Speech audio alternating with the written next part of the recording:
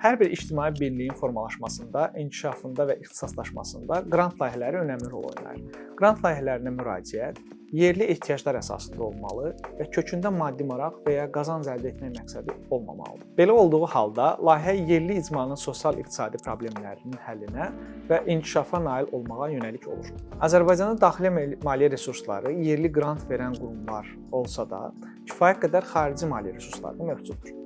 Bu xarici maliyyə resurslarının təbii olaraq hədəf qrupları da müxtəlifdir.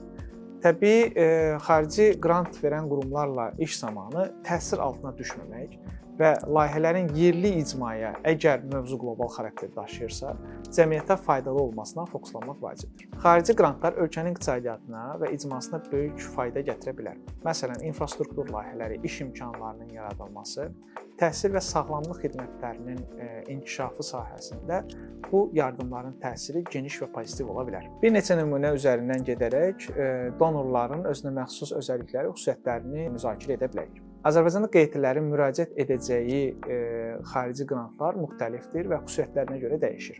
Bunlara müxtəlif ölkələrin səfirliklərindən başlayıb, müxtəlif beynəlxalq fondlara qədər misal göstərmək olar. Səfirliklərdən misal göstərsək, Yaponiya səfirliyinin uzun illərdir yerli icmanın inkişafına dəstək göstərən infrastruktur qrant layihələri mövcuddur. Yaponiya səfirliyi ucqar kənd və rayonlarda tibb məntəqəsi, məktəb binası, su quyuları və sair müxtəlif tipli infrastruktur layihələrini icrasına dəstək göstərir. Əsas məqsədi yerli icmaya faydalı olmaq və təbii Yapon mədəniyyəti və xalqı haqqında bir iz qoymaqdır.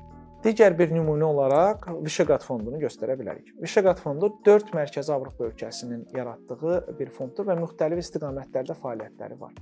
Fondun əsas prioritetlərindən biri şərq tərəfdaşlığı ölkələrindən olan QT-lər ilə olan layihələri dəstəkləməkdir. Azərbaycan da şərq tərəfdaşlığı ölkəsi olaraq bu imkanlardan faydalana bilir. Fondun əsas diqqət etdiyi nüans layihənin mövzusunun bütün cəlb olunan ölkələrdə eyni səviyyədə aktual olmasıdır. Eyni zamanda Azərbaycan QT-si bir layihə ilə müraciət etmək istəyirsə, birinci dördlü ölkələrdən minimum üçünü tərəfdaş olaraq cəlb etməli və yerli səviyyədə ölçülə biləcək nəticələr əldə etmək üçün hədəflənməlidir. Bundan əlavə, Avropa Şurasının strukturu olan Avropa Gənclər Fondunu da qeyd edə bilərik.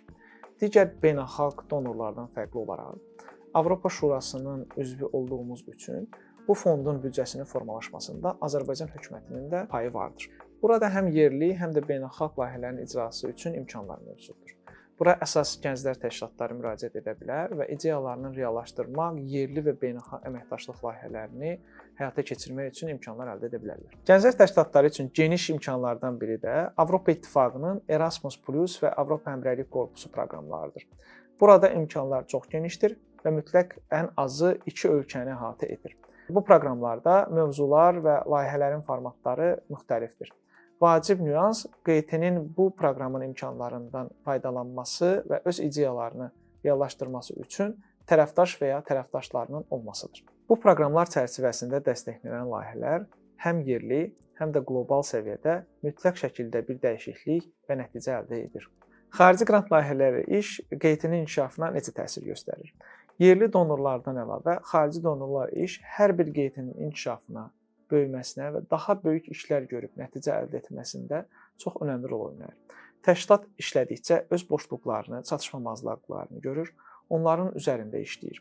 Təşkilatın fəaliyyətinə cəlb edilmiş könüllülər də prosesdə öyrənir və mütəxəssis kimi formalaşmaları üçün bir imkan əldə edirlər. Növbəti videolarda xarici qranta müraciət üçün nümunə layihələr vasitəsilə daha ətraflı məlumat əldə etmiş olacaqsınız.